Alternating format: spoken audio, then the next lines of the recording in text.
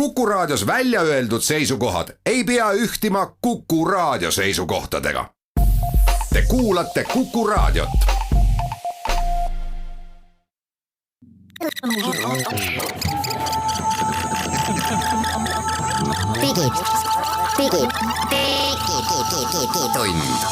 Digitund.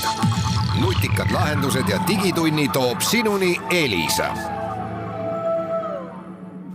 14. oktoober ja kell on 11 läbi, mis tähendab, et digitunni saade alustab Kuku Raadios ja täna saatejuht Hendrik Roonemaa ning mul on siin külalisteks Mailis Plooman Elisast ja Meelis Väljamäe Euronixist. Tuleb välja, et meie saates on täna külas inimesed, kelle nimi hakkab M-tähega, kes töötavad E-tähega algavas firmas. See on väga meeldiv, jätkame niimoodi. Aga tänased teemad, me räägime Huawei'st ja mina olles kuu aega eemal olnud, esitan siis saatekülalistele palve, et ma saaks ka lõpuks aru, mis seis täna praegu sellel tunnil siis Huawei telefonidega on. Sel nädalal tuleb Google'i suur üritus, kus nad näitavad uut telefoni ja tõenäoliselt uut sülearvutit ja võib-olla midagi veel. Ja sealt on nii palju lekkeid toimunud, et me saame siis rääkida sellest, millega Google üllatab. Kellel on Apple'i seadmed, Apple'i arvuti või Apple'i telefon või tahvelarvuti. Nendele meil on mõned huvitavad hoiatused edastada. Meelis ütles, et me peaksime rääkima kindlasti Hiinast. Ja kerkis ka üles küsimus, kas me peaksime rääkima Keilast. Ja ma arvan, et me räägime aga siis Hiinast ja räägime Keilast. Aga muid teemasid on saates veel, nii et head kuulamist. Digitund. No nõnda, kolleegid, mis seis on siis Huawei'ga? Eelmisel nädalal avaldati Eestis Huawei teade, milles nad lubavad, et Eestis müüdud ja müüdavates telefonides jäävad Google'i teenused alles. Aga mingites telefonides siis need kaovad on juba kadunud või mis seal Huawei'ga praeguseks toimub? 2 uut mudelit, millel Google teenuseid ei ole ja nähtavast tulevikus ilmselt ei saagi olema, sest et seni kuni USA valitsus oma põhimõtteid muudab. Et Google ei tohi müüa ja ilmselt ei tohi ka ükski teine Ameerika tarkvara arendaja oma tarkvara müüa ja ma usun, et ka ilmselt Euroopa firmad, kes tahavad Ameerikaste koostööd teha, ilmselt üritavad mitte väga tugevat nagu seal oma nagu näidata, aga iseenesest siis Mate 30 seerias on tegelikult 3 erinevat mudelit, mis siis nagu on embargo all ja Honor 9X on teine, mis on see odav otsatelefon, mis tegelikult oleks väga hea. Mõlemad vist on väga hea telefonid, ma saan aru telefonidena. Mul see Mate 30 väga ei meeldi, mul endal on Mate 10 siin laua peal 2 aastat vana mudel ja ma ütleks, et mulle see välimuselt puhtalt ei meeldi, kindlasti on tehniliselt väga hea telefon. Aga Honor 9X oleks iseenesest väga äge, ta on selline 200 euro hinnaklassis ja seal ta oleks ilmselt nagu andmete hinnakvaliteedi suhtes turuliider, kui ta siin töötaks. Aga praegu on jah nii, et vähe sellest, et Android on seal peal ilma Google teenusteta, ehk siis ei ole Play Store, ei ole ühtegi Google appi ja minu teada isegi kui neid saaks kuidagi mingist alternatiivsest poest võtta, siis ka Facebook, ma ei tea, Microsoft, ükski teine nagu USA firma tegelikult ei tohiks nagu nendega koostööd teha, nii et ka neid minu teada ei saa laadida. Et see ei ole puudu ainult Google, Google on kõige suurem osa, kuna Android on Google'i oma, aga tegelikult see on nagu laiem probleem. Ja aga mis puudutab vanu seadmeid, siis jah, minul on Mate 10 Pro laua peal, kõik asjad töötavad, ilmselt töötavad ka tulevikus, sest et vanad lepingud kehtivad, eks ole, vanu lepinguid keegi ei lõpeta. Ja lisaks siis see, et ma ei tea, kuidas või mismoodi nad seda teevad, aga Huawei on lubanud mulle ka Android 10 anda ja beta praegu Hiinas juba käib ja väidetavalt tuleb ka varsti Euroopasse. Ja tuleb siis Google'i teenuste ka või? No jah, sest et olemas olevad telefonid, eks ole. Okei, see on juriidiline nõks. Aga kas need uued telefonid on Eestis või üldse Euroopas müügil või ei ole üldse? Ei tule neid Euroopas. Mate 30 kohta ei ole veel üldse öeldudki, kas üldse tuleb või millal tuleb. Mina näiteks mainis ka täpsemalt öelda, aga ma ei usu, et Eestis müüjad ja operaatorid väga tahaksid võtta müügile toodet, mille tulevik on teadmata. Et peab olema mingisugune kindlus, mida klientidele öeldaks. Ja ei, pigem mitte jah.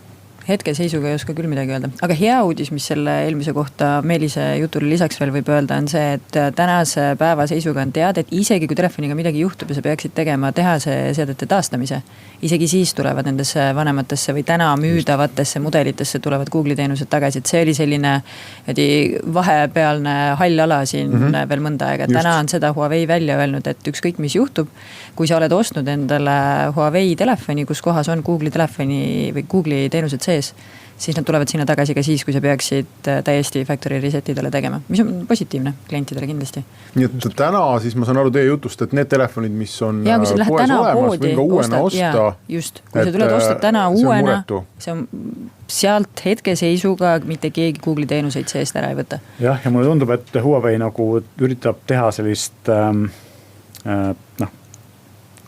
üritab tekitada klientidest turvalisustunnet või kindlustunnet just sellepärast, et mulle tundub, et nad üritavad uuendusi välja anda kiiremini ja rohkematele mudelitele kui varem, ilmselt just nagu sellepärast näidata, et nad on nagu väga investeerinud sellesse, et klientidel oleks turvatunne tagatud. Aga siiski minul on huvitav küsimus, et ma arvan, et see jutt kehtib kõik sellise väikse tärnikesega praegu, mis te siin räägite, et hetkeseis on selline. Et tegelikult võib-olla tulla homme mingi otsus, kus öeldakse, et hetkeseis enam ei ole selline. Ma arvan, et kõik sõltub tegelikult sellest, mis seis on kaubandusläbirääkimistel Ameerikast ja Hiinast. Jah, no see on sõltunud juba, eks ole, mitu kuud sellest. Ja siin ongi nagu küsimus selles, et kui tegelikult nagu probleemiks on ju see, et kui suur mõju saab ühel riigil olla maailma majandusel, eks ole, ja varsti räägime Hiina võtmest sellest uuest nagu teistpidi, et tegelikult see on muret tekitav tendents. Kas need on teie mõlema nii-öelda kauplustes on täna Huawei letis olemas või? On, aga uusi mudel muidugi ei ole ja ilmselt ma ei ole kindel, kuidas saab olema nagu olemasolevat. Tegelikult ühe hetkel nad saavad otsa, eks ole, et ilmselt juurde väga ei tule. Ja neid vanu siis juurde kas nad üldse toodavad neid Androidiga? Võib-olla nad peavad liinid käima panema? Sest P30 tuli ju IFA-l uus versioon, selles mõttes uute värvidega versioon, sama asi, aga lihtsalt nagu uuendatud. Et need on olemas, aga ma vaatasin ka Saksamaal selle pilguga ringi, et kui vanasti oli hästi palju Huawei värvides poodides nagu lette, siis need letid on nagu põhimõtteliselt ära kadunud, telefonid on pandud nagu tavalistesse letidesse ja mõnedes suuremas poodides on see Huawei lett värvitud Honori värvidesse, et siis nagu oleks selline alternatiivse nimega brändeks. Aga see kõik see piirang ikkagi, ma saan aru, kehtib Honori kohta ka. Sellega oli ka vahepeal mingi segadus. See on see, et seostaks kahte brändi oma vahel. Selles küsimus. Mis teil plaanid? Ma ei tea, kas sa saad rääkida sellest või et kas mingi tõmmatakse kriips peale, tehakse kõik, et Huawei... ma saan rääkida samamoodi nii-öelda tärniga, eks ju, et ega me lähtume ka sellest infost, mis meile kättesaadav on.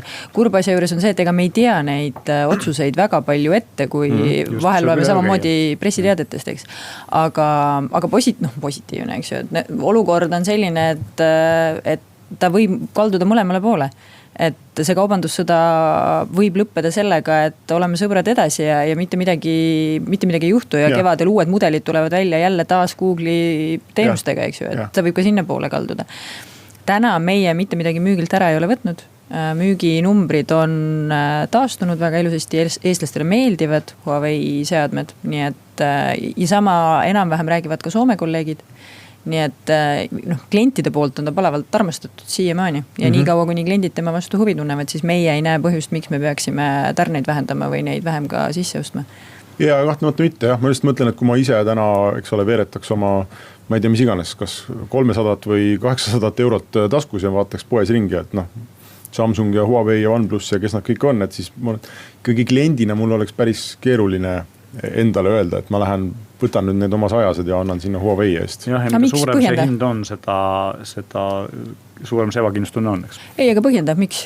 No lihtsalt sellepärast ongi, et see tärnik on see peal, et ma ei tea kunagi. Et okei, täna on see, et ma saan neid Androidi uuendusi ja turvauuendusi ja kõike, eks ole, aga võib-olla näiteks aasta pärast või pool aasta pärast ei saa, aga ma ei osta ju telefoni endale 9 aastaks. Ma tegelikult ikkagi tahaks teda ise kasutada vähemalt paar aastat ja siis ma tahaks ta või mõnusa hinnaga maha müüa. See on jah, mõnes mõttes selline Huawei pehmet öeldes või jutumärkides needus, et nad on liiga head, ehk siis minu telefon on ka minu käes aasta olnud ja mudel ise on 2 aastat vana ja ma peaks ütlema, et olles kasutanud väga paljusid telefonis, ma ei tea, mis maagiat Huawei teinud on, aga nii kiire, et Androidi 2 aastat hiljem mina pole veel näinud, ehk siis nagu ta ei vanane, isegi Pixel, eks Google enda oma päris kiiresti kokku, ehk siis hakkab aegaks jääma. Ei saa kinnitada, ma olen ka siin Pixel 2 peal ja olen korduvalt mõelnud, kas ma peaks uuendama, ei näe põhjust ausalt öeldes. Sul on see hästi läinud, aga üldiselt nagu kurtetakse selle üle, aga ma ütlen, et see Huawei poolne, ilmselt see tehisintellekt, mida nad seal nagu ise kiidavad, järelikult kuidagi moodi ikkagi toimib, sest et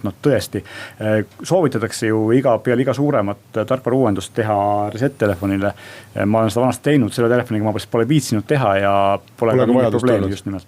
Võib-olla siis kasutatud Huawei oleks praegu hea ost, sinu juttu kuulates. Ei, no aga uued on, mis praegu välja tulevad, on väga head seadmed, sellepärast kliendid neid armastavad. Olekski võinud ju oodata, et kasutatud Huawei hinnad kukuvad tänu sellele, et jama on tegelikult ei ole kukkunud, nii et et jah. See on nagu omamoodi selline pörs, et kas miljonite inimeste usk on olemas või ei ole, siis no jah, aga ja vastupidi, eks Hiinas, kus Huawei koduturg on nende müügid meeletult tõusnud tänu selle, et rahvas näitab patriotismi üles.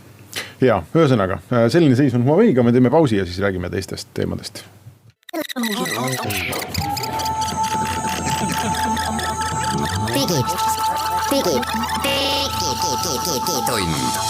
Digitund.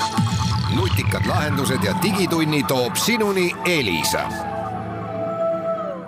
Digitund jätkub ja vaatame siis Google'i maailma. Homme on 15. oktoober, mis tähendab, et Google'il on oma siis iga sügisene suur selline riistvaraüritus, kus me teame, et tulevad välja uued telefonid, Google Pixel 4 ja ka Google'i Pixelbookist sülearvutist uus versioon. See on selline huvitav teema, et ma vaatan, kuidas miljonid digitunni kuulajad praegu haigutavad ja ei saa aru, et mis asja me üldse räägime.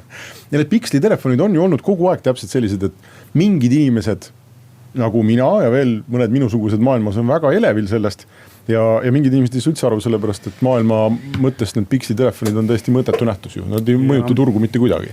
Kurb ongi see, et nad ei mõjuta turgu mitte kuidagi, sest nende müüdavad kogused on ütlemata pisikesed. Viimane nüüd Pixel 3a, mis on odav, tänu sellele müüb ka hästi, et on odav. Aga kui odav? Ta on ikkagi Eestis on 4-5 eurot. Vahepeal oli, alguses kui tuli, siis oli 500 ja rohkem. Aga praegu vähemalt soovitlik hind on $399, eks ole, ja kui ma käisin, ja minu arvates eurodes on sama hind, kui ma käisin IFA ajal Saksamaal, siis seal oli parajasti kampaania, kus ta oli 349, nii et nagu täiesti mõistlik Pixel 3a? Jah. Et selle muidu on tegu plastikust, aga mina näiteks plastiktelefoni ei karda, mulle plastikust telefonid meeldivad, eriti kui see plastik on korralik. Nokia on teinud aastakümneid plastikust telefone, mis on väga hea tulnud, eks. Et võib-olla isegi parem kui klaas. Ja, aga homme me näeme siis Pixel 4, mis on mingis mõttes huvitav telefon. Esiteks sellepärast, et minu Pixel 2 on siin laua peal ja ootab tõenäoliselt uuendamist, aga Google, kes on kogu aeg rääkinud seda, et nemad ei lähe selle kaameraralliga kaasa. Uuel iPhone'il on ju palju 3 silma peal. Ja nad ei olegi läinud kaameraralliga kaasa. Aga nüüd sinna nad panevad ikkagi teise juurde. Et Google on kogu aeg öelnud, et meie teeme tarkvarast seda, mida teised näed, lollakad peavad tegema. Ja nad on ka teinud, kuskile nad peavad minema, eks, et ja eks me näeme, kuidas see kaamerasüsteem täpselt välja näeb, aga tegelikult kõige põnevam uue Pixeli juures ongi see, et mida nad teevad kaameraga, sest et ma ütleks, et 4-5 aasta on praegu hetkel parim kaamera iPhone'il, et juba aega pole iPhone'i kaamera olnud parem kui Androididel, et 4S oli vist viimane, kus nad olid pikalt ees. Ja nüüd on siis Pixel võimalus see droon nagu jälle ära võtta, eks ole, aga kas nad sellega hakkama saavad, seda me näeme, sest et Apple'i insenerid on teinud väga head tööd. Küll on, mis on vahe, tegelikult on see, et Google'i kaamera pilditöötlus on masinõppega töötab pilves, eks ole, et sa pildi ära laeb selle serverisse, siis ta töötleb seda sealt väga heaks. Ja iPhone teeb sama asja telefonis. Vaatame, kas ka Google on hakanud nagu paremat pilditöötlust telefonist tegevust. Ma tean, et nad üritavad vähemalt oma assistenti ja selliseid tehisintellekti asju nagu järjest rohkem pilvest telefoni tuua. Et vaatame, mis sellega saab. Ja teine asi on siis, mis on nagu huvitav, mille poolest ta võib-olla erineb, on see, et tal on ikkagi selline kulm on alles, selline suur, eks ole, ja sellepärast, et seal on siis uus sensor, mis peaks töötama nagu radari põhimõttel ja aitama teha näotuvastust paremini kui iPhone'il. Isegi paremini kui iPhone'il. Noh, nii arvatakse. Keegi palju näinud, eks ole, mõned lekked on, aga seda me vist ka ei tea, et kas sõrmeile lugeja on sees või ei ole, sellepärast, et tagakaanel ei ole, need pildid on lekkinud. Kui on see on ekraani all? Pigem ei ole. Mulle tegelikult ei meeldis, mulle meeldib sõrmeile lugeja, eriti mulle meeldib sõrmeile lugeja tagakaanel. Aga eks ilmselge, et tehnika areneb edasi ja tuleb edasi liikuda. No see fotos on huvitav, et nad panevad sinna väidetavalt ikkagi siis nii-öelda teleobjektiivi külge. Ja paljudele inimestele meeldib pigem lai nurkaks. Jah, aga mulle tundub, et see tele on mingi asi, mida nad ei saa tarkvaras väga hästi teha. Et sa pead neid piksleid ikkagi väga palju hakkama juurde mõtlema sinna, eks ole, või kui hakkad sisse zoomima, siis sa kaotad ju ikkagi teravuses ja kvaliteedis kohe väga, väga palju. Et see tele on nagu võib-olla selline sunnitud asi neil seal peal. Aga ma tahaks siia kõrvale siis ka ise öelda, et mina ootan uusi sülearvuteid. Ma ei tea, kui palju Eestis on Google'i Pixelbookide kasutajaid, aga mina olen viimase aasta jooksul täiesti fänniks hakanud. Suhteliselt vähe, et minu isiklik kogemus Pixelbookidega on tagasihoidlik, aga ma jätkuvalt nagu mul on mingisugune emotsionaalne tõrge maksta a la 1000 eurot arvuti eest, mis jooksutab brauserit, et see on nagu selline ei, aga ma räägin sulle, miks. Ma tahaks päris operatsioonisüsteemi saada. mis mulle meeldib nende puhul on see, okei, Pixelbookid on kallid, aga kui sa lähed ostad Asuse, mis ta oli, C434, tuli äsja välja, väga hea. Teiste tootjate Chromebookid on nagu oma hinnas palju mõistlikum. Kuskil seal 5-600 saad kätte ikkagi uue arvuti, garantiiga, 10-tunnise akuga, puutetundliku ekraaniga, väga korraliku, väga hea klaviatuuriga ja nii edasi ja ta jooksutab tegelikult sul 3 asja ju. Ta jooksutab seda Google'i enda operatsioonisüsteemi, mis on browser pluss tegelikult tänaseks päevaks väga mõistlikult arenenud failisüsteem, et kõik sa saad tehtud, mis iganes sul on vaja, ma ei tea, mälupulka külge panna või mida iganes või ka, ma ei tea, fotosid natuke töödelda. Siis ta jooksutab seal Linuxit sees ja ta jooksutab ka Androidi ehk Androidi äpid jooksevad täpselt samamoodi, kui mul on vaja näiteks ma ei tea, digidokiga midagi allkirjastada, siis ma teen Androidi äppi lahti, et ta on selles mõttes suhteliselt nagu unikaalne asi, ma arvan ka mitte võib-olla kõigi jaoks. Ja, aga... Mina, kes ma pean kasutama suhteliselt palju Microsofti ja Adobe asju, seda mulle väga hästi sobi. Sulle ei sobi. Aga ma olen nõus jah, et ta on nagu selline hea, kerge, lihtne asi, mis laseb mul keskenduda olulisele, eks ole, aga samas ma ei tahaks sellest maksa 1000+, ilmselt ka 1000+, eks ole, kui ma tahan head konfi, siis rohkem 1000 eurot. Aga ma võin ka kurvastada siin sellega, et mina olen päris veendunud, vaadates erinevaid kuulujuttu ja lekkeid, et ei tule head mudelit, tuleb selline vahepealne asi ja ma arvan, et sinu kuigi aasta-paar vana Pixelbook on parem kui see, mis uus tuleb. Ahah, näed, sa säästsid mulle kõvasti raha. No vaatame, homme näeme. Järgmine saate saab vaadata, kas mul oli õigus või eksis. Mailis vaatab sükesena, aga sul ei ole midagi. Ma ei suutnud mitte kuidagi vaimustada. Ma mõtlesin sinu jutu taustal seda, et aga miks sa sellisel juhul ei osta endale väga head tahvlit hea klaviatuuriga? Sellepärast, et Surface Pro. need on väga kallid, et seal ma ikkagi maksan 1500 eurot. Number 1 on ikkagi minu jaoks ju hind, et kui ma lähen täna ostma sama head arvutit, kui mu see Pixelbook siin praegu on. Ei, sa ei lähe arvutit, sa tahad brausida, sa tahad mingisuguse mingid dokumente allkirjastada, kõik need asjad, mis sa praegu jätame Linuxi korra kõrvale. Ma tahan minu töö on ka kirjutada, ma tahan ka... Nii, ostadki hea klaviatuuri sinna kõrvale, ostad endale hea tahvli, siuke 600-700 euri ja ostad endale hea klaviatuuri sinna kõrvale. See on nagu suhteline, sõltub sellest, kui suur see tahvel ja klaviatuur on, et kui osta 12-tolline tahvel mingi iPad Pro, siis on kedagi küsimus, milleks tahvel.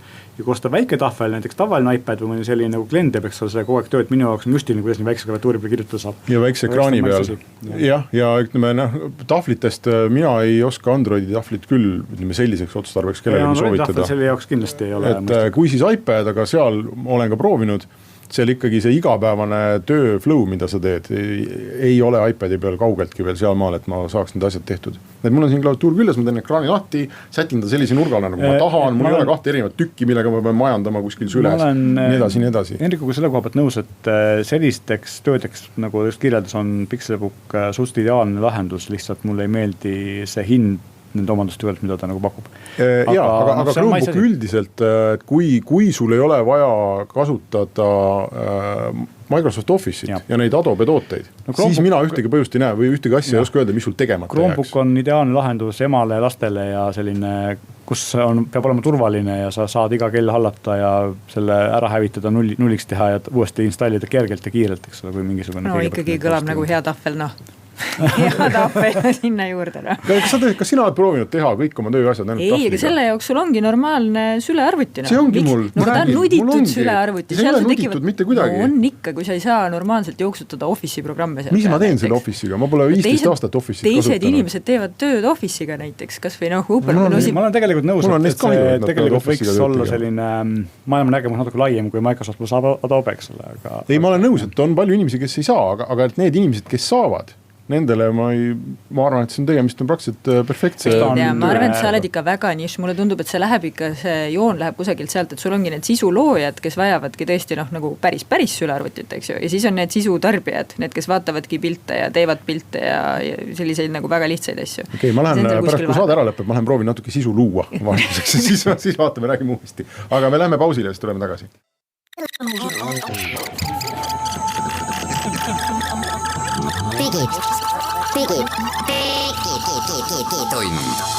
Digitund. Nutikad lahendused ja digitunni toob sinuni Elisa. Digitunni saade jätkub ja vaatame siis tehnoloogia uudised edasi ning me ikka igas saates proovime Apple'ist ka natuke rääkida. Oleme sunnitud ka sel nädalal rääkima, aga mitte uutest toodetest niivõrd. Kuivõrd mulle tundub, et on põhjust esitada Maci ja iPhone'i ja iPadi omanikele vaata, et ametlik hoiatus mitte installeerida uut macOS-i ja uut iOS-i. Ehk siis macOS-i numbrit ma ei teagi, aga nimi on Catalina ja iOS-i number on 13, nii et kui seadmed pakuvad välja. Sel aastal on, nagu ma olen aru saanud, siis Apple'i tarkvara kvaliteediga erakordseid probleeme. Jah, siin ongi küsimus võib-olla, et miks see nii on, et Võtta, aga räägime enne probleemid ära ja siis vaatame, miks need niimoodi on. iOS-is on lihtsalt pooled asjad katki, mulle tundus. Et mingisugused asjad ei süngi, postirakendus, mail töötab ja ei tööta, igasuguseid suuremaid ja väiksemaid erroreid on veel.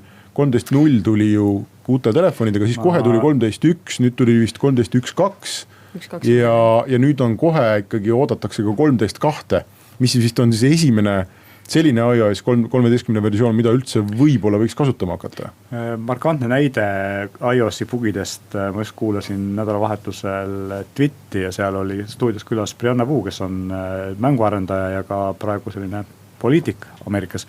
Ja temal CarPlay külge ühendatud iPhone crashis niimoodi, et ta pidi oma Porsche tee äärde ja aku tagant ära võtma, et muidu on lihtsalt nagu... Kuidas iPhone'ilt auto niimoodi, tähendab ühesõnaga iPhone'i külge ühendatud... See tundus, räägi nüüd sellest natuke pikemalt, see tundus huvitav juba. Et iPhone oli ühendatud CarPlay külge ja iPhone'i crashis nii korralikult kogu süsteemi, et ta ei saanud muidu nagu oma põhimõtteliselt display'd tööle, kui ta pidi nüüd aku tagant ära võtma. See ei ole nagu väike ettevõtmine selle auto puhul ju. Just nimelt. Ja naiste rahvas. Üksi. Ma ei tea, kas mina ei ole nii suur Porsche spetsialist kui siin teie, mulle tundub, aga et see, mulle tundub, et äkki see on ka natukene võib-olla Porsche probleem. Kuidas saab telefon selle... Ilmselgelt on seal kuskil nagu kala, aga näitab seda, et ikkagi nagu tarkvara on keeruline, eks. Jah, aga pidi olema ikka suur valu, et sa ei saa edasi sõita, kui sul nagu autoraadio ei mängi. Mitte raadio, vaid võib-olla sul kadus ka näiteks navi ära. Ta navi kasutaski, eks ole, aga põhimõtteliselt oligi see, et ma saan aru, et kogu display muutus, kogu ekraan muutus kasutuskõlbmatuks. Aga ühesõnaga see selleks, aga põhimõtteliselt on ikkagi probleem selles, et tarkvara on ilmselgelt keeruliseks läinud, on kogu aeg keeruline olnud. Ja Apple'i puhul on nagu naljakas see, et kui nad siiamaani on olnud väga ettevaatlikud tegema muudatusi, siis mulle tundub, et nüüd on hakanud tegema nagu natukene julgemalt muudatusi ja see maksabki neile kohe kätte. Ja mis on kindlasti on ka veel probleem, ma arvan, nii macOS-iga kui iOS-iga on see, et need uued nii-öelda keerulisemad tarkvarad, nagu sa ütlesid, kogu aeg lähevad asjad keerulisemaks, siis nad on ammusest ajast nagu nabanööri pidi seotud selle nagu lubaduse või ootusega, et uus tarkvara versioon peab välja tulema just sel ajal praegu, eks ole, uute telefonidega eelkõige ja nad ei saa öelda, et toome siis uued iPhone'id, aga vana iOS-iga. Et iOS tuleb välja anda siis, kui telefon tuleb, mitte siis, kui ta on kõlblik. Ja tundub, et see planeerimisprotsessis on ikkagi midagi väga mööda pandud. Just sel aastal minu arust oli esimene kord ajaloos, kus tuli välja uus iOS, aga päris mitu väljakuulutatud funktsiooni tulid hiljem. Ei, seda on ikka varem ka olnud. Seda juba hakkas aasta 2 tagasi pihta. Näitab seda, et ikka nad ei saa valmis. Aga see on tarkvara, mis iganes tarkvarast me räägime nagu väga tihti täpselt samamoodi. Aga selliseid bugisid ikkagi nii tõsiseid bugid, et sul mail äpp ei tööta telefonis korralikult. See ei ole normaalne. Ei, seda ma Androidi puhul ei mäleta. Aga väga tavaline on see, et sa võtad uue Androidi karbist välja, mis on näiteks 2-3 kuud tagasi välja tulnud ja siis ta kõigepealt teeb sulle 4 nagu tarkvara uuendust järjest. Kui ta üldse, aga vaata Apple'is ei ole neid uuendusi veel, mis selle üldse tööle paneksid, nad kogu aeg järjest lapivad. No ei tasugi kohe esimesel päeval osta ühtegi uut telefoni ega tahvlit ju. Ja ei panna uut tarkvara peale. Inimestele, kes järjekorras seisavad ukse taga. Aga no ühesõnaga, et tarbijale siis mingit nõu anda, et siis kui sa oled juba selle iOS 13 paigaldanud, siis peaks käima suht hullumeelselt käima vaatamas seal, et kas on siis 13.1.2 juba tulnud sulle ja kohe kui 13.2 tuleb siis ka peale panema. Kui sa oled veel 12 peal, siis ära näpi. Ma arvan, et seda tasub kuskil, ma ei tea, jõulude ajal või paari kuu pärast hakata vaatama, et kas uuendada. Kiituseks tuleb muidugi öelda seda, et nad niipea kui patch on väljas, nad selle ikkagi suruvad kõigil telefonidel kohe peale, et neid ei pea, seda ei pea ootama ega otsima kuskilt, vaid see on kohe näha, kui see tuleb. Aga teine asi on siis selle macOS-iga, et Catalina tuli välja ja üldse ma nüüd ei ole vist, ma ei tea, pool aastat või niimoodi ei ole regulaarne Maci kasutaja enam ise olnud, aga ma mäletan juba viimastest aastatest, et ega seal ausalt öeldes mingit erilist vahet ei ole, mis macOS-i versioonil sa kasutad või kas sa paned selle uuema peale, et midagi nagu, see tundus nii valmis kõik, et midagi otseselt paremaks ei läinud, pigem nad lõhkusid mingeid asju ära seal oma uuendustega. Aga nüüd siis kadus ära vanade 32-bitiste rakenduste tugi mis küllaltki ootamatult on tekitanud probleeme väga paljudesse rakendustesse, muuhulgas mingitesse vanematesse Adobe tarkvara versioonidesse ja teatud siin FTP tarkvarad olid, profimuusikud ja DJ-d olid hädas, sellepärast et iTunes kadus ära koos mingisuguse tausttugisüsteemiga, mida paljud profirakendused kasutasid. Nii et seal on ka ikkagi asjad suhteliselt laiali. Pole läbi mõeldud, ja huvitav on just see Adobe case, kuna eelmine nädal oli Microsofti üritus, kus tuli ARM protsessoriga tahvelarvuti välja ja seal Adobe käis lava peal rääkimas, kuidas nad üritavad sellele tuge teha. Ja siis pärast olid kommentaarid, et probleem ongi selles, et kuna ARMi peal olev Windows oskab emuleerida 32-bitised Windowsi äppe, aga mitte 64-sed ja Adobel on kõik 64 peale, see on nagu suureks probleemiks, siis Macil on nagu vastupidi, et probleem on 32-bitist asjadega, eks tegelikult Adobel on ka mõlemat asja korraga kasutuses, eks nad ei ole läinud täielikult ühe või teise peale üle. Jah, mis tähendab, et isegi uued, ma saan aru, Photoshopi versioonid on seal mingisugused probleemid, on seal ikkagi endiselt sees, sest osad komponendid on 32-bitised või mingid pluginid või asjad. Ja siis ühesõnaga, mitte uuendada. Jah, tarkvara on keeruline. Lähme Keilasse. Keila tarbijate ühistu kaupluses on nüüd kasutusel iseteeninduskassa, mis kontrollib kliendi vanust spetsiaalse vanusetuvastustehnoloogiaga. Ja sealt saab siis põhimõtteliselt suitsu osta, kui sa oled vähemalt 29. Roboti arvates. Ja, Mailis, sulle ka see uudis meeldis? Ja, mulle meeldis see uudis. Tähendab, me ei propageeri suitsu ostmist, eks seda alustame sellest, me räägime ainult puhtalt tarkvarast. Ei, mind kõnetas see uudis sellepärast, et 3 aastat tagasi, natuke isegi rohkem kui 3 aastat tagasi, ikka 3 aastat, 2016 aasta Ajujahis oli minul võimalus koostööd teha sellise tollaegse tiimiga nagu Markus, tänasel päeval juba ettevõtte nimega MindTitan, kes täpselt analoogse tehnoloogiaga käis läbi kõik Eesti suured kaubandusketid. Ja seal ei ole küll see kasutusel muide. Ei olegi loomulikult sellepärast, et nendel see tookord 2017. aastal täpselt sinna paika jäigi, kuna kaubandusketid ei olnud valmis täpselt selle sama lahendusega edasi minema. Mul on hea meel, et nüüd 3 aastat hiljem sinnamaani ikkagi on jõutud. Sellepärast, et oli ka aeg, oleme ausalt, et iseteeninduskassad on olnud juba üsna pikka aega ja ma arvan, et päris eeskujulikult nagu kasutusele võetud selle koha pealt, et see on selline viimane samm, mida sinna juurde on vaja. Ja igatahes sa pead olema siis 29 või vanem. 29 on selline sweet spot lihtsalt, et kui muidu üldiselt tubakas, alkohol, vanusepiirang on 18 või 21, siis see on selline vanus, kus ka tehisintellektil on lihtne vigu teha, aga see 30 üles alla, see on juba, ütleme siis, tempel on näos, et siis on aru saada. Et isegi masin saab aru, et sa oled vananenud või? Isegi masin saab sellest juba aru, jah. Et see 30 on jah selline nagu väga hea koht lihtsalt, kuhu see joon tõmmata. Ja kui oled noorem, siis näitad dokumenti lihtsalt. Ja, ega jah, siis ostmata ei jää. Aga see on täitsa huvitav, et nad sellise asja kasutusele võtsid, et ma ei kujuta ette, mis selle nagu edu protsent on või kui palju ta vigu teeb näiteks? Ma arvan, et ta teeb vigu oluliselt vähem, kui inimesed teevad. Et ma arvan, et selles mõttes, et nagu pea kõik sellised pildituvastus või siis mustrituvastuse algoritmid, nad on igal juhul paremad kui inimesed, siin pole nagu küsimustki. Aga minu jaoks palju põnevam on lihtsalt uue tehnoloogia kasutusele võtmise selline ideoloogia, et mulle tundub, et kõik ettevõtted jõuavad tehisintellektini sellel hetkel, kui neil on selg vastu seina. Ehk siis sul lihtsalt ei ole muud varianti. Ehk siis ei ole nagu valmisolekut võtta kasutusele midagi, et teeme klientidele paremaks või teeme midagi nagu, ägedamaks ei peagi nagu tegema, aga teeme klientide elu kuidagi lihtsamaks, vaid siis, kui sul tõesti mitte ühtegi muud varianti enam ei ole, et sul ei ole lihtsalt inimesi kassasse panna nii palju. Aga vaata see, minule väga kõik need iseteeninduskassad meeldivad, et alati ma poodides kasutan neid suurima hea meelega, aga ma näen ka, kuivõrd lihtne sul on panna selle tehnoloogiaga mööda. Ma toon siin näiteks Circle K, kus on ka teatud jaamades need iseteeninduskassad olemas ja ma peaaegu mitte kunagi ei näe, et inimesed neid kasutaks. Ja ma ise ka peaaegu mitte kunagi ei kasuta neid ja põhjus on selles, et see on lihtsalt väga kehv süsteem. Ja, sest et sa tegelikult ei taha nagu kassapidajat mängida, on ju? Ja ta on kohutavalt aeglane ja ta ei registreeri neid piikse ära ja ma olen mitu korda mingisuguse errori saanud ja pean ikka umbes kassasse minema. Ja, sest sa tegelikult ei taha kassapidajat mängida. Minu jaoks kõige rohkem häirib pisiasi esimese maailma probleem, aga nii Circle K iseteeninduskassas kui ka näiteks Coopi Maximarketi kassas on inimesega kassas ma saan kasutada VPN-makset, iseenesest kassas ma ei saa, ma kaardi panen füüsiliselt sisse ja kui ma tahan maksta telefoni või kellaga, siis on korras, eks. Ehk siis nagu kuidagi on see arendus või see 21. sajand ei ole neile päris kohale jõudnud, et tegelikult peaks vastupidi, iseenesest kassa peaks olema just nagu selline edumeelne. Prismas ja Selveris saad, eks ju, et see on juba sellised nagu Rimil on ka muideks kliendikaart telefonis, nii et see on nagu päris mugav. Aga ei, mina küll ootaks, et ülejäänud iseteeninduskassad ka samamoodi nüüd nagu järgmiste sammudega edasi liiguks. Jaa, mul tuli meelde enne saadet, et näiteks Nestel on ju olemas äpp, et sa põhimõtteliselt ei pea oma kaarti sinna tankimisautomaati panema, et äpp saab aru, mis jaamas sa oled ja kütus hakkab tulema.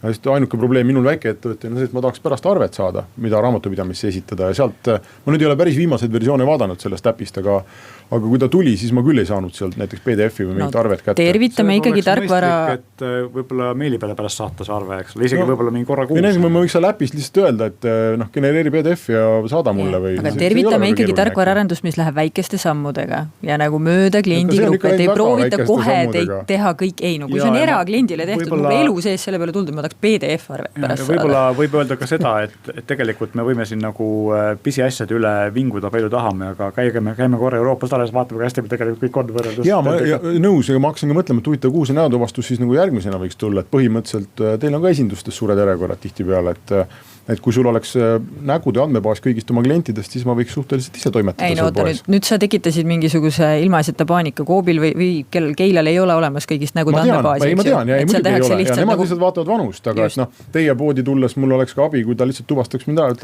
tere, sina, vaatan kaamerasse korra. Kus see piir on ja keda me kui palju usaldame? Ei, no ma olen sinuga nõus, aga see kahjuks ei võtaks meil seda järjekorda ära, et need järjekorrad tekivad mingitel teatud hetkedel ja hoopis teistel põhjustel, eks ju. Ja ega ma ei tahtnudki otsest teie järjekordadest rääkida, ma pigem üritasin mõelda, et kus, et me tõenäoliselt hakkame nägema selliseid asju lähema, ma ei tea, 2-3 aasta jooksul Eestis päris palju. Kui me juba, ID-kaardi puhul me juba kasutame seda, või mobiil-ID puhul tähendab, me juba seda kasutame, eks ju, et ma arvan, neid tuleb kindlasti, aga mulle lihtsalt tõestas see sama Keila poe näide, et sinna jõuab ettevõtte mitte siis, kui tehnoloogia on olemas ja valmis, nagu ta oli 3 aastat tagasi, eks, vaid siis, kui sul on tõesti selg vastu seina väga suur häda, sest sa lihtsalt ei ole võimeline inimestega enam seda sama probleemi lahendada. Aga see on ka tegelikult normaalne, sellepärast, et sa võtad ikkagi uue asja kasutusele siis, kui see on sulle äriliselt mõistlik, mitte siis, kui see vilkuvõtte tuledega kast on valmis ja IT-juht ütleb, et paneme. Täitsa nõus, lihtsalt küsimus on selles, et nagu tark on see, kes paneb selle natuke varem.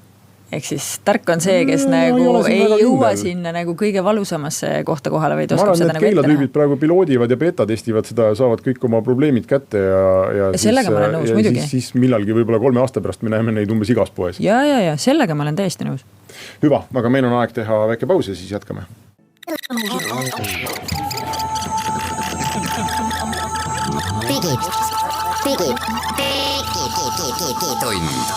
Digitund. Nutikad lahendused ja digitunni toob sinuni Elisa. Digitund jätkub ja enne kui me saadet alustasime, arutasime, millest me räägime, siis Meelis ütles, et me peame kindlasti rääkima Hiinast. Ja me võime rääkida, me läheme Keilast Hiinasse. Tegelikult me rääkisime enne Ameerikast ja Huawei'st ja sellest, kuidas USA poliitika mõjutab globaalset majandust, eks ole. Kui lihtsalt minnakse tülli mingisuguse teise riigiga, siis lõpetatakse selle riigi firmadel põhimõtteliselt tõmmatakse hing kinni. Ja praegu on tegelikult, kui me räägime sellisest globaalsest mõjuvõimust ja siis meie eurooplastena peaksime nagu eriti tundma ennast puudutatuna nii sellest USA-Hiina kaubandussõjast, Huawei ja muude firmade Hikvision, kes seal veel kannatavad selle all mõistes, kui ka nüüd Hiina järjest kasvavast mõjust siis majandusele ja võimest majandust mõjutada, et Hiinas on teatavasti väga suur hunnik suuri meedia- ja mängufirmasid, Tencent ja Supercell ja veel mõned. Ja Tencendi osalusega on hästi palju viimasel ajal tuntud mängustuudioid, Blizzardis on osalus, Epicus on osalus ja viimasel ajal on olnud nagu hästi palju, seoses just Hongkongi protestidega on hästi palju olnud probleeme sellest, et üritatakse käia mööda nööri ja vaadata, mis hiinlastele meeldib. Tegelikult ka Apple on ju viimasel on süüdistatud selles, et nad võtsid ühe Hongkongi protestijate poolt kasutatud äpi maha, eks panid algust tagasi ja pärast võtsid ikka maha ja nüüd väidetakse, et see jutt, mida Tim Cook räägib, kuidas ei ole oli nagu halb ja kuidas sellega rünnati politseinikke ja tehti muid asju, et see tegelikult ei ole tõsi. Me ei tea, kumb variant tegelikult tõsi on, aga fakt on see, et väga palju ütleme nii, et Hiina turg on suur ja see on väga palju raha ja mulle tundub, et päris palju eriti nagu sellised suuremad firmad müüvad oma põhimõtted maha raha eest, eks ole, et eks siis nad liiga palju lasavad ennast mõjutada suurriikide poliitikast. Ja teine asi on see, et kui siin võrreldi seda sellega, et kui meie siin olime tugevad raudse eesriide taga ja vaatasime Soome televisioonist USA filme ja sarju, mis põhimõtteliselt tõid nagu lääne kultuuri Euroopasse, siis tegelikult see oli nagu meil vabatahtlikult tarbitud kultuur, aga praegu, kui tehakse USA filmid, siis nad põhimõtteliselt kõik tehakse niimoodi, et seal oleks vähemalt üks hiinlane ja oleks Hiinat positiivselt kujutatud, kui see on suur turg ja seda on vaja nagu, see on vaja hästi hakkama saada. Aga vaata, ma saan aru sellest, aga see on nagu huvitav küsimus, et kas ja kui palju peab üks Ameerika erafirma poliitikate ellu viima või ma ei tea, ise sanktsioone kehtestama näiteks. Nende siis loomulikult huvi või kohustus aktsionäride ees on teenida võimalikult palju raha, see on selge. Ja kui Hiina saab väga palju raha, siis tuleb see ära võtta, eks. Aga kus on see piir, et moraalne piir, kuhu kui kaugele saab minna? See on selline huvitav arutelu küsimus, aga seda piiri kehtestavad, mulle tundub seal USA suurfirmades töötajad, kes ju lihtsalt, meil on ridamisi näiteid, kus enam-vähem marsitakse välja, öeldakse, et me ei tee seda, me ei ole nõus töötama sellises ettevõttes. Oligi Epic, eks Tim Sweeney, kes ütles, et nemad küll ei hakka nagu hinnastes kummardama, kuigi Tencendi käes on 40% Epic aktsiatest, eks, aga ja Blizzard vastupidi palju väiksema osalusega tõmbas kohe piiri peale, eks, nii et kuna Blizzardi mängud on Hiinas väga populaarsed. Ehk siis selline, ma ütlen, et see ei ole, ma ei räägi ainult Hiinast või Ameerikast, aga selline tendents, kus suured riigid suudavad mõjutada meedialt kultuuri ja globaalset majandust on nagu üsna hirmutav tegelikult. Ja meie Euroopa väikeste riikidena oleme seda haavatavamad tegelikult. Ma just mõtlesin, et kas see Hiina, kuidas see nagu Eestisse peaks jõudma, see Hiina asi või see otsus, et kas ameeriklased teevad nendega midagi koos või kas ameeriklased tahavad neile meeldida? Käib praegugi siin külas järjest rohkem Hiina firmasid, kes tahab Soome tunnelit ehitada, kes tahab Rail Balticut ehitada ja ühel hetkel tuleb see võlg kuidagi kinni maksta. Ja seda küll, jah. Poliitikud vaatavad, et mida ta öelda võivad. Ma arvan, et need Apple'id ja muud firmad kõnnivadki tegelikult sellist nööri mööda, et ühest küljest nad kahtlemata tahaksid Hiinasse müüa. Ja ma ei taha teada, mida Wall Street sellest arvab, kui Apple'il kogu Hiina näiteks ära peaks kukkuma tagant. Apple'iga on ühe pool kohe. Aga teiselt poolt nad võivad, esiteks nende enda töötajad võivad sealt lihtsalt ühel hetkel minema jalutada. Teine asi on see, et nad võivad ikkagi sellise meedia surve ja võib-olla kohati ka meediapaanika oludes sattuda enda kodutarbijate mingi boikoti ohvriks. Inimesed ütlevad, et me ei osta enam teie kraami. Huvitav näha, mis saab. No vaata, kui sa oled töötaja, siis ära saad sa jalutada siis, kui sa oled sellise taseme töötaja, et sul on mingisugune kindlus. Kui sa oled põhimõtteliselt terve su perekonna sissetulek ja leib laual sõltub sellest, siis sa võib-olla väga palju ei karju. Et see on nagu selline kahe otsa kasi. Mulle tundub, et eestlased väga talupoja mõistusega võtavad seda asja suhteliselt rahulikult. See sama Huawei asi, sa Mailis ütlesid, et midagi ei ole juhtunud, inimesed ostavad edasi ja ma arvan, et me ei karda mingisuguseid auke seal eriti. No ühtepidi ma arvan, eestlased ei karda neid auke, teistpidi väga raske on midagi mõjutada. Ma lihtsalt teie arutelu taustal menutasin, see viimane Harvard Business Review üks artikkel räägib väga huvitavalt täpselt sellest samast teemast. Nad lähenevad just nimelt selle nurga alt, see on pikk lugu, ma mõtlen, kuidas seda niimoodi 3 lausega kokku võtta. Nad lähenevad täpselt selle nurga alt, et kui vaadata Fortune 500 firmasid, siis veel mõni aeg tagasi olid USA ettevõtted need, kes seal vaieldavatult tipus oli, kellel oli siis kõige enam siis Fortune 500 global ettevõtteid, siis nüüd viimaste aastate jooksul on sinna väga kiiresti tulnud üsna palju Hiina ettevõtteid ja nad on peaaegu nekk, ehk siis peaaegu sama palju Hiina firmasid. Nüüd, aga selle asja juures on see, et väga vähesed Hiina ettevõtted on sellised, kes kasvavad tänu rahvusvahelisele turule.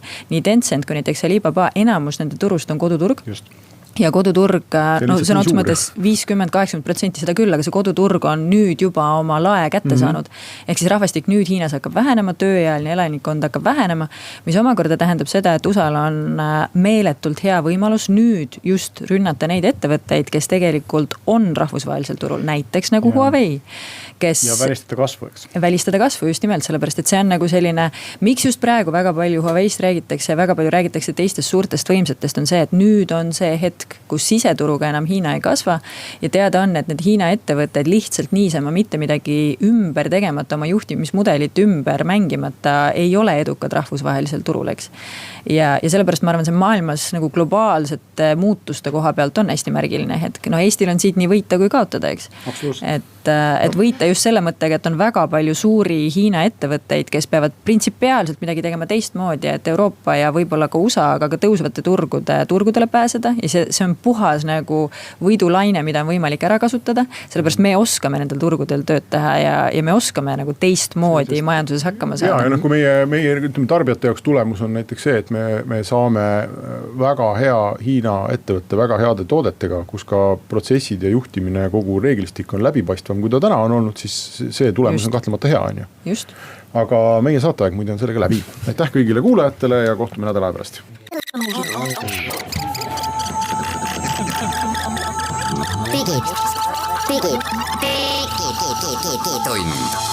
Digitund. Nutikad lahendused ja digitunni toob sinuni Elisa.